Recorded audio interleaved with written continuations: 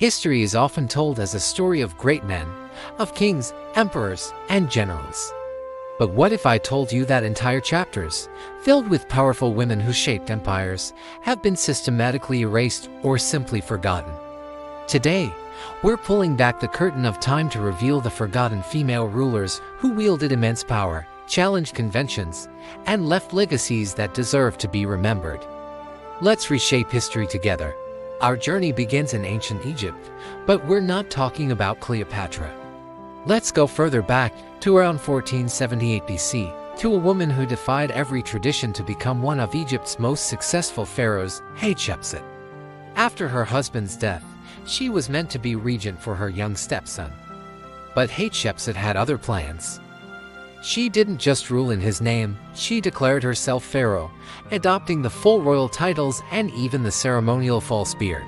Her reign wasn't just symbolic. It was a golden age of peace and prosperity. She launched massive building projects, including her magnificent mortuary temple at Deir el-Bahri, a masterpiece of ancient architecture. She also re-established trade routes that had been disrupted, bringing immense wealth, exotic goods, and new ideas into Egypt. For over 2 decades, she ruled with authority and vision. So, why was she forgotten? After her death, her stepson, Thutmose III, tried to erase her from history, chiseling her name and image off monuments. He likely did this not out of personal hatred, but to restore the traditional male lineage of pharaohs, ensuring no woman would dare follow her example. For centuries, it worked.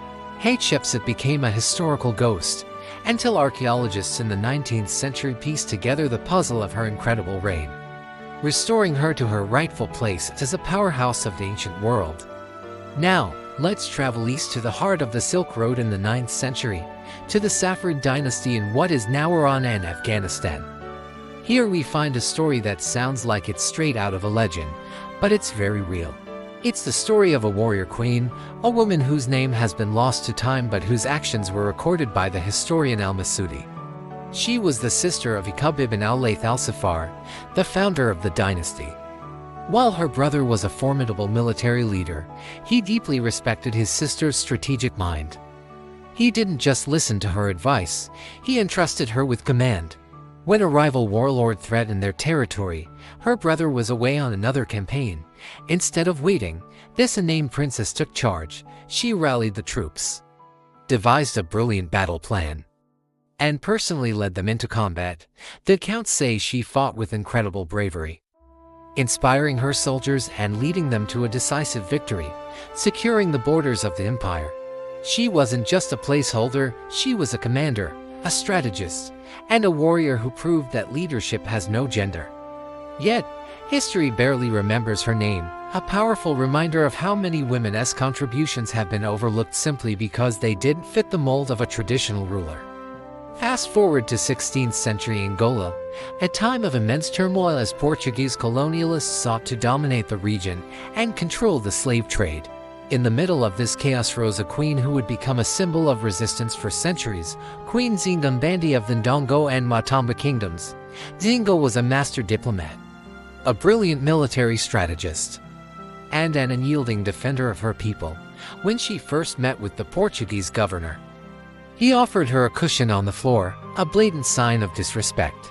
Zingo, without missing a beat, ordered one of her servants to get on all fours, and she sat on their back, meeting the governor at eye level. This single act showed her refusal to be seen as inferior. For 40 years, she waged a relentless war against the Portuguese. She formed alliances with neighboring states and even the Dutch, using guerrilla tactics and her deep understanding of the landscape to outmaneuver a far better equipped enemy. She was a fluid leader, adapting her strategies and even her religion when it suited her political goals. Zinga's resistance was so effective that she prevented Portugal from fully conquering her kingdom during her lifetime. She ruled into her 60s, a testament to her incredible resilience and political genius. She is a national hero in Angola today, but outside of Africa, her epic story of resistance against colonialism remains largely unknown. Our final stop is in the Indonesian archipelago, in the 14th century Majapahit Empire, one of the greatest maritime empires in Southeast Asian history. At its helm was a woman named Tribhuwana Wijetunggede. Like Hatshepsut, she came to power as a regent, ruling on behalf of her mother after the assassination of the king. But she was no mere figurehead. Tribhuwana was a force of nature. With the help of her legendary prime minister, Bhayamata, she embarked on a massive campaign of expansion. Her reign was marked by military conquests that saw the Majapahit Empire grow to control most of modern-day Indonesia, Malaysia, and parts of the Philippines. She wasn't just a conqueror, she was a builder and an administrator. She oversaw the development of infrastructure, promoted the arts, and fostered a golden age for the empire. Her personal motto, as recorded in inscriptions, was to restore the world, and she did just that, bringing stability and prosperity after a period of chaos. Yet, her story is often overshadowed by that of her famous prime minister or her son, Hayam Wuruk, who inherited the vast and powerful empire she built. Tribhuwana was the architect of the Majapahit's golden age, a queen whose ambition and skill forged an empire that dominated the seas. Hatshepsut, the warrior princess of the Saffarids, Queen Zinga, and Tribhuwana Wijetunggede. These are just four of the countless female rulers whose stories have been sidelined by history. They were pharaohs, generals, diplomats, and empire builders. They ruled with intelligence, strength, and vision, often in defiance of the patriarchal societies they lived in. Their stories challenge our understanding of the past and force us to ask, how many other powerful women have we forgotten? By uncovering their legacies, we're not just adding names to a timeline. We are reclaiming a more complete and accurate picture of our shared human story, a story where power, leadership, and greatness were never exclusive to men. History is not just written by the victors, it's written by those who are remembered. Let's make sure we remember them all. Thanks for joining us on this journey through the hidden corridors of power.